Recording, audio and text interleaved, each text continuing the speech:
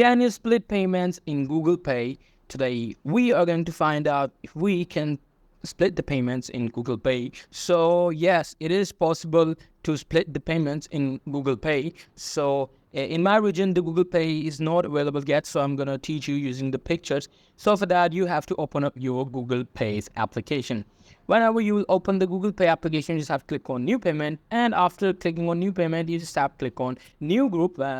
After tapping the new group, they will ask you to add the number of participants you want to add. So you have to select the number of participants that you want to add in your group. And remember, you are creating the group in which you are going to split the payment. So suppose in this case, we added these two guys. After that, actually we added three guys. So after adding these three guys, you will see this page. So you just have to click on split the cost.